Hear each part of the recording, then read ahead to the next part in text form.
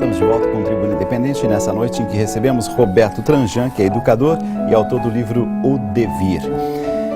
Roberto, a pergunta que chega é do Ricardo Stipilit, ele é aqui de São Paulo, ele diz assim: Roberto, você falou agora há pouco que é melhor trabalhar em uma empresa com um jeito de comunidade ao invés de organização. Mas é possível ter bons lucros na comunidade? Será que a gente não corre o risco de virar uma confraria?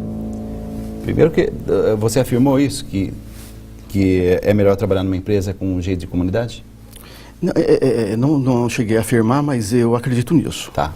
Eu acredito, então um abraço a você, Ricardo, mas eu acredito que uma pessoa que mantém o seu lado sujeito vivo, o seu lado ser humano vivo, o seu lado criança vivo, ela vai preferir uma comunidade, porque uma comunidade tem tudo isso, uma comunidade abarca tudo isso.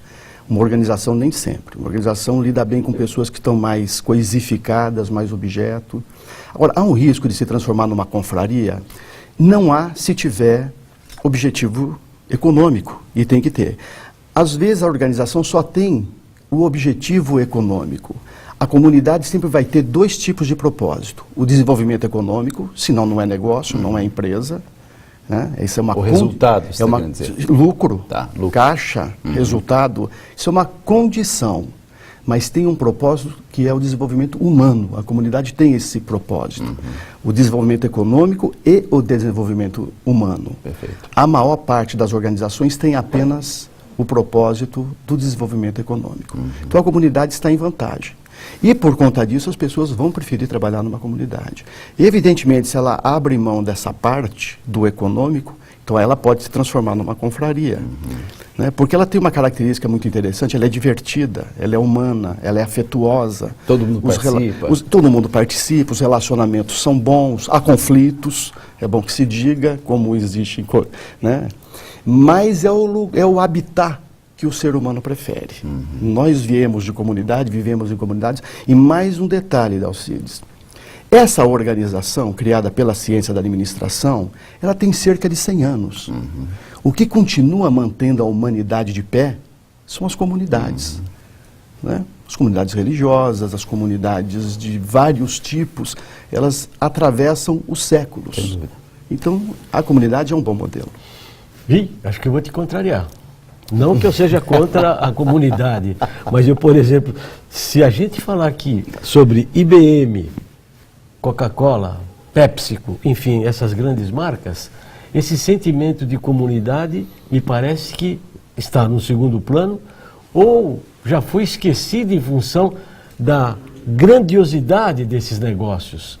Hoje a gente entra no McDonald's, que come exatamente o mesmo sanduíche aqui em São Paulo, exatamente igual ao que se come em Washington, igual ao que se come no Japão.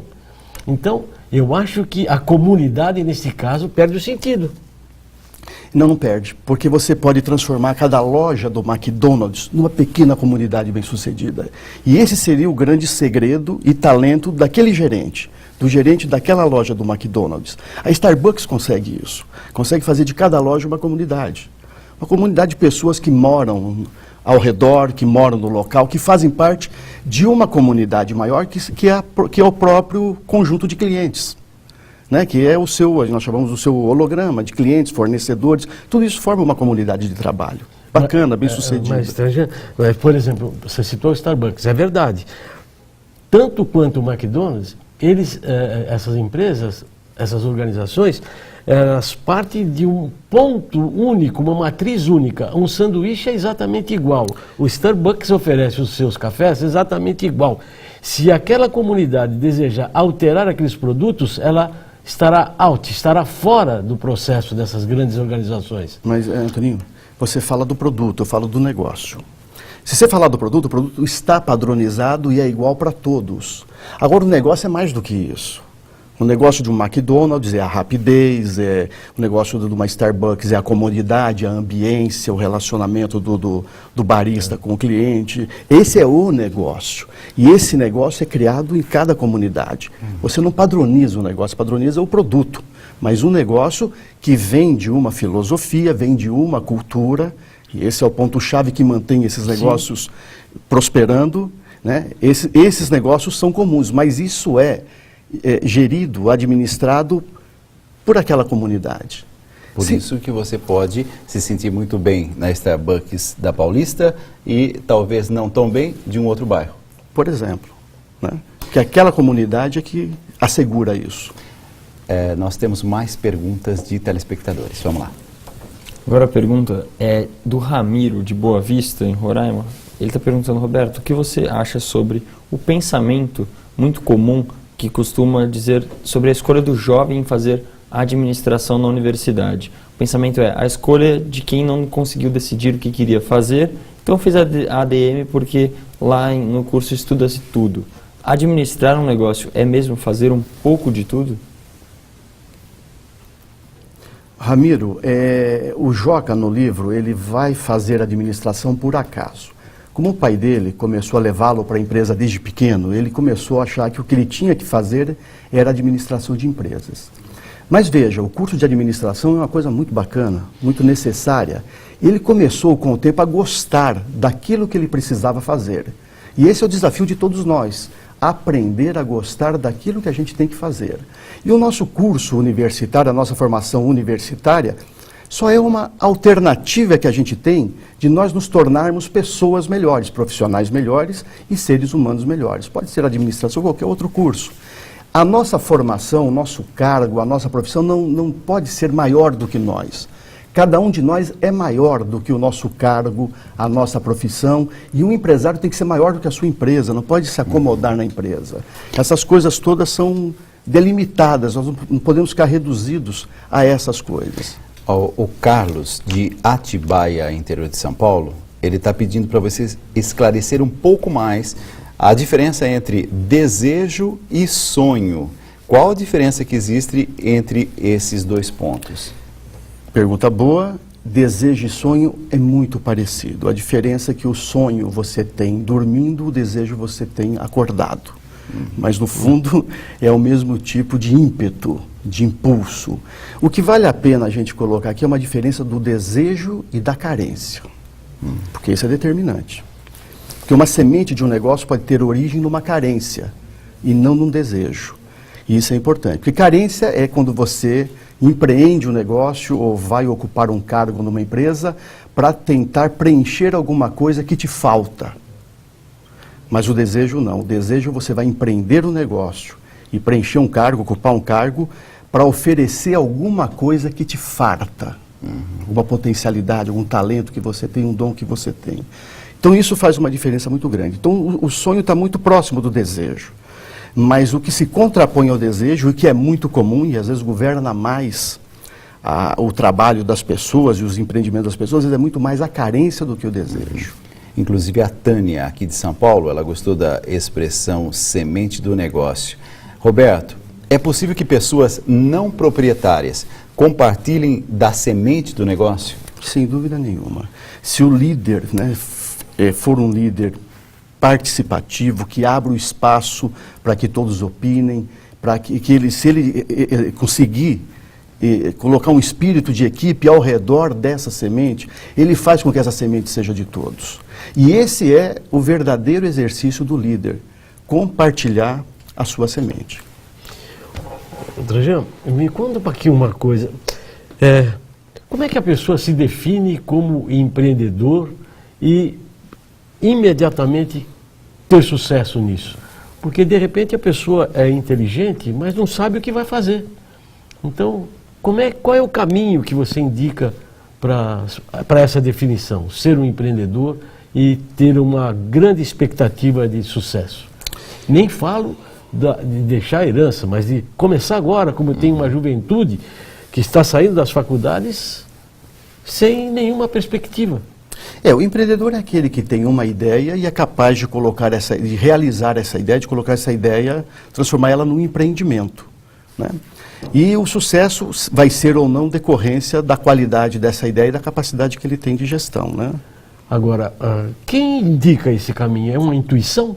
A intuição conta muito, né? São duas coisas que é uma conexão entre a intuição e as tendências do mercado. É uma coisa que acontece do lado de fora e uma coisa que acontece do lado de dentro. Quando ele consegue uma boa conexão entre essas duas coisas, ele tem um caminho bom a ser percorrido e bem sucedido. O Felipe Pinheiro, da cidade de Americana, aqui no interior também de São Paulo, está dizendo assim: uma empresa com mais de 50 anos no mercado, onde os proprietários não têm sucessores para assumir a empresa e a mesma inicia um processo de governança. A pergunta é, nesse momento, após 50 anos, qual o melhor a se fazer? Manter o plano de governança ou preparar a empresa para a venda? Eu acho que nunca para a venda. A empresa não é uma mercadoria para ser vendida. Por isso que é importante entender a empresa como uma comunidade, né? A empresa é um habitat, uma comunidade de trabalho, onde as pessoas podem se realizar os seus dons e os seus talentos. Uma governança é uma alternativa, um colegiado é uma alternativa. Um líder lá de dentro, experiente, que faz parte da história desses 50 anos, é uma outra alternativa, escolhido pelos colaboradores. Mas manter a empresa é uma grande alternativa. A empresa é um lugar de realização e de autorrealização. Mais perguntas de ditadores que estão chegando. Que bom que nessa noite esse tema tem despertado o interesse de muita gente. Você participa com a gente, tribuna@redevida.com.br, e quem sabe você vai receber de presente, se for o nome escolhido pelo Paulo, você vai receber de presente o livro O Devir, de Roberto Adame Tranjan, da editora Palavra Acesa. Vamos lá. E quem está prestando atenção também nesse tema é a Renata Bonato, de Caxias do Sul, no Rio Grande do Sul. Ela está falando assim: meu pai possui uma empresa, divide com mais 4 irmãos numa sociedade um tanto quanto complicada. Não tenho interesse em herdar essa empresa, mas gostaria de adentrar com o meu curso de engenharia civil dentro do negócio para que futuramente possa mudar o foco comercial dessa empresa. Como proceder, Roberto? Renata, você tem vontade de entrar na empresa. Você disse que não, mas disse que tem essa intenção, né? Está fazendo um curso de engenharia. É assim, comece a compreender mais esse negócio, comece a desenvolver o amor por esse negócio, comece a compreender como é que funciona essa empresa, porque você pode ser uma grande gestora dessa empresa. Eu tenho a impressão que no fundo, você tem uma vontade de fazer isso. Faça isso e me parece que você tem um caminho que você já tem mais ou menos pensado para ser a sucessora dessa empresa. A Jaqueline de Uberlândia, Minas Gerais, ela diz assim: Roberto, eu gostaria de cumprimentá-lo pelo trabalho na educação.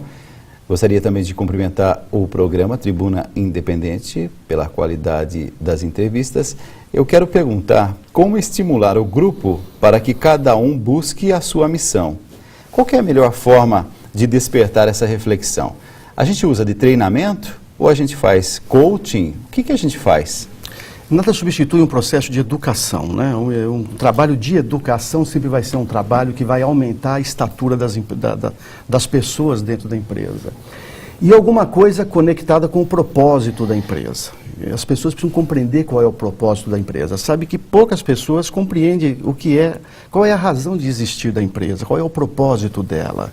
E essa é uma coisa que o líder precisa oferecer para as pessoas. As pessoas precisam ter duas respostas: por quê e para quem. São as duas questões mais importantes de um negócio. Por que ele existe e para quem ele existe. Aí as pessoas são capazes de fazer as suas conexões pessoais com aquele negócio. A gente disse aqui, e fui eu que acabei dizendo, sobre a questão de aprender a gostar. E você confirmou isso. Mas o Rogério de Bragança Paulista, ele está dizendo, não. Para mim, o que a gente tem que fazer é aquilo que a gente quer. Nada dessa história de aprender a gostar de algo que no momento não gostamos. Mas se fosse assim, o mundo seria um mar de rosa. A gente vai fazer só o que a gente quer e só o que a gente gosta. Não funciona assim. A gente precisa aprender a gostar daquilo que a gente tem que fazer. A gente precisa desenvolver esse amor. A gente precisa buscar esse amor. Senão a gente vai fazer só aquilo que nos cai no colo. E a vida não é feita só das coisas que nos agradam. É feita das coisas que nos agradam e das coisas que nos desagradam. E administrar uma empresa significa você assumir as duas coisas. E aprender a gostar das duas coisas. Dos desafios e dos problemas. Mas isso também é nadar contra a corrente, porque a gente vive num mundo onde o grande critério é se aquilo me dá prazer. que é bom? É aquilo que me dá prazer. É complicado no mundo onde a gente tem isso como um conceito tão bem definido, marchar numa direção contrária. Eu sei, o mundo prega isso, aquilo que me dá prazer, mas o prazer é uma grande armadilha. Eu tenho que buscar aquilo que me realiza.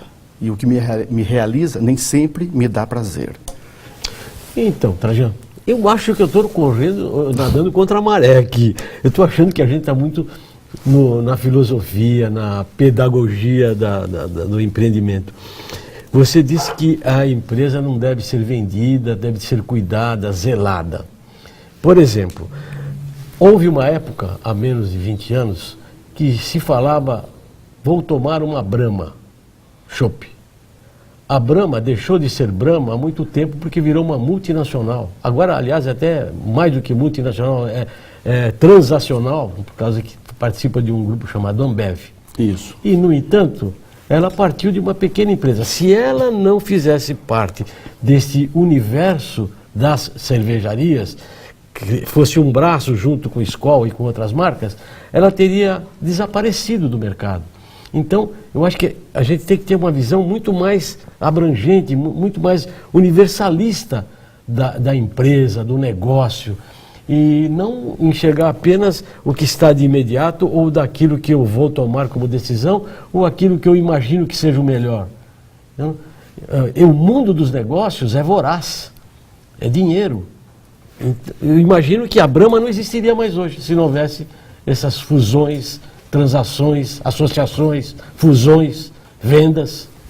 Mas o que eu prego no processo da metanoia que eu conduzo e está no livro do Devir, é como é que a gente acalma essa voracidade. Porque essa voracidade não está construindo um mundo melhor. Não está construindo, mas está comandando. Não, isso está comandando sim. Então é por isso que a gente precisa fazer com que circule mais amor nesse tipo de mercado, porque de medo o mercado já está cheio. As pessoas estão muito assustadas, né? Estão muito medrosas.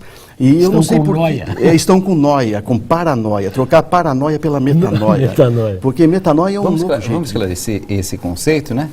Metanoia é um novo jeito de pensar negócios. Né? É de pensar negócios de uma maneira mais humana, porque essa voracidade que você se refere está desumanizando as empresas. Nós precisamos humanizar as empresas. E isso, às vezes, eu não sei também porque as empresas querem crescer tanto. Às vezes é uma condição de mercado, mas às vezes não é. Se você pergunta para o empresário o que você pretende, crescer. E crescer, às vezes, igual a taxa do PIB, que não quer dizer absolutamente nada. E taxas que não querem dizer absolutamente nada. E querem crescer, não sei até onde eles querem crescer. Eles não querem fazer as pessoas mais felizes, incluindo clientes, fornecedores, investidores, eles só querem crescer. Isso não assegura felicidade para ninguém. Mais questões e perguntas de telespectadores. Paulo. Alcides, do Henrique Spinella, de Teresina, no Piauí, ele está perguntando assim, mas Tranjan, então o jovem não tem o direito de escolher a carreira que deseja seguir até o fim de sua vida? Ele tem 19 anos e está nessa fase do vestibular. Henrique, mas tudo que o jovem tem que fazer é escolher a sua carreira. Mas ele tem que escolher sim. Tem que escolher, experimentar. Ele pode fazer um curso de faculdade, se não der certo ele pode fazer um outro curso de faculdade, mas o mais importante, o que mais importa não está fora de você, está dentro de você. É você descobrir o seu conjunto de dons, de talento, as suas inteligências. Sabe que tem alguma coisa que só você, Henrique, é capaz de fazer. Mais ninguém. Você precisa descobrir o que é isso. Isso é um trabalho de investigação, de autoconhecimento. Você precisa se dedicar nessa descoberta e seguir a sua vocação. Como a gente tem apenas 8 minutos, eu gostaria de agora fazer um jogo rápido, pode ser? Pode ser. Todos nós bombardeando você de perguntas. O Roberto Tranjan, que é educador e autor do O Devir, livro da editora Palavra Acesa. Vamos lá então. O professor João Aparecido, ele é de Varginha, Minas Gerais. Ele pergunta assim: ser empreendedor é conseguir enxergar aquilo que muitos não estão enxergando. Assim sendo, como é que o senhor, professor, enxerga o empreendedor no dia de hoje, visto as incertezas da gestão empresarial que permeiam a nossa economia? As incertezas sempre existirão e sempre existiram, empreendedores sempre existirão e sempre existiram. O empreendedor é aquele que não tem certeza, mas ele tem uma fé naquilo que ele acredita. E por conta dessa fé, que às vezes nem sempre é uma grande ideia, é muito mais uma grande paixão, ele é capaz de fazer o negócio dele ser um bom negócio, uma boa empresa. Ó, Tranjan, puxa vida, acho que hoje eu não estou acertando aqui. Eu ia te fazer uma pergunta, se por causa dessa voracidade, desta tensão que hoje o mercado vive, se vale a pena ou não a pessoa, o empreendedor, empresário, executivo, sacrificar a família em função da sua atividade profissional. Você vai responder que não, tenho certeza. Então você já sabe, nem preciso Pois responder. mas Antoninho... era uma pergunta que eu tinha engatilhada. Eu sei, Antoninho, mas é assim, ao acalmar essa voracidade, a gente começa a arranjar tempo para a família, espaço para a família. Esse equilíbrio é fundamental. Então é preciso acalmar essa voracidade, porque essa voracidade vem do medo. É preciso acalmar esse medo. Como? Aumentando o desejo. Mas esse desejo pode incluir também a família, também as outras áreas da vida, que não seja só o trabalho. O Dr. Xavier só trabalhou, não fez outra coisa. E o Joca não quer essa vida. O jovem hoje não quer essa vida que o pai teve, que foi só trabalho. Ele quer todas as áreas da vida prosperando.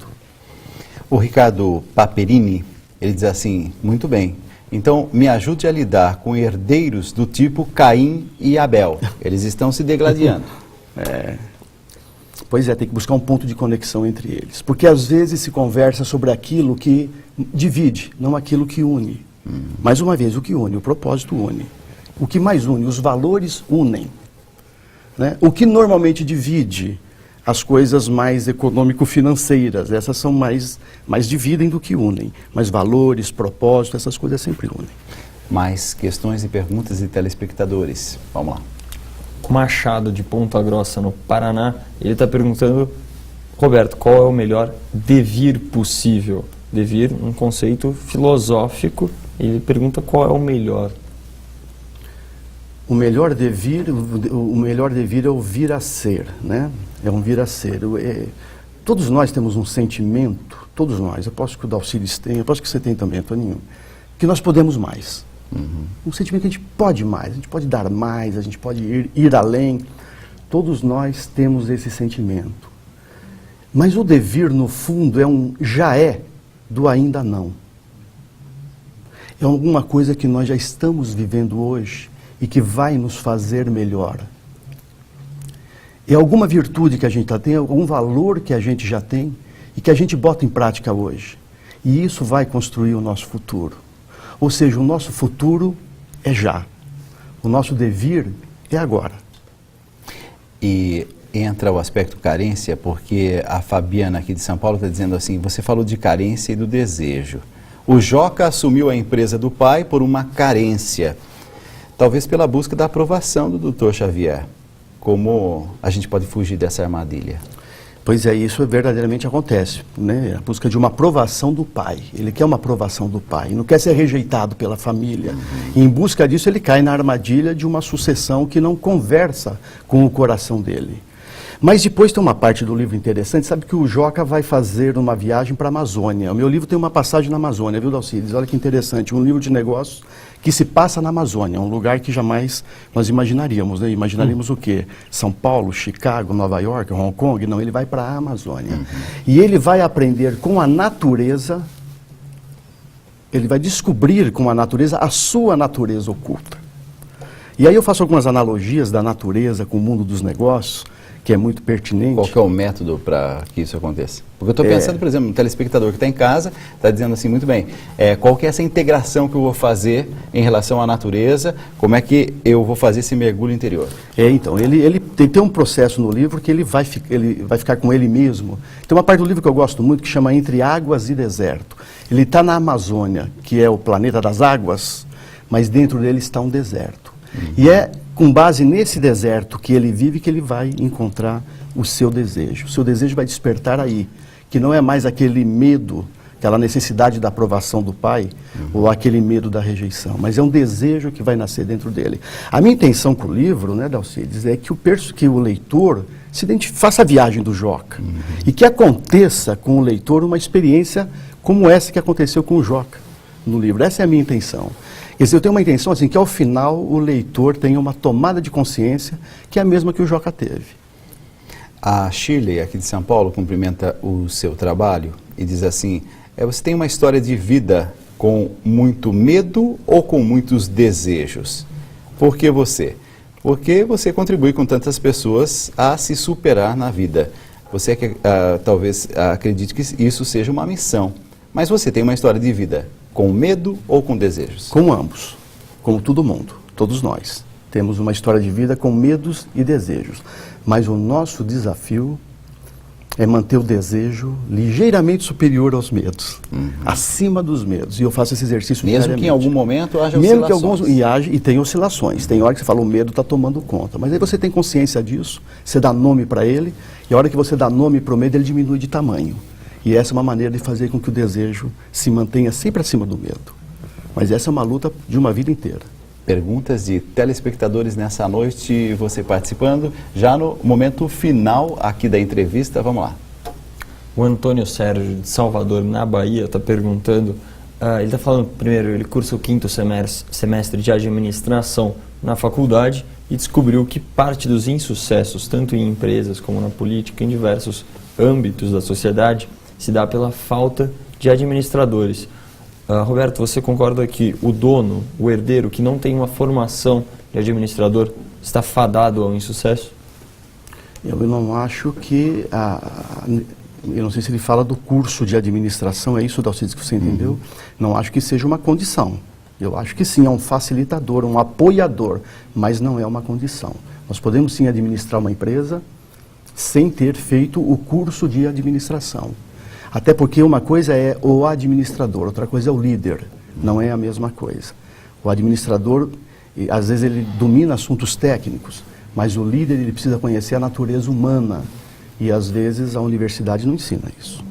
A última pergunta do Antoninho nessa noite, Antoninho Rossino, que é jornalista, e nessa noite fazendo aqui a função da bancada. Vamos lá. Pois é, eu não tenho pergunta, viu? Vou decepcionar. Eu vou te dizer que a sua exposição, que é baseada no livro, mas pelo que eu tomei conhecimento, é uma posição absolutamente diferente do mundo que está aí fora.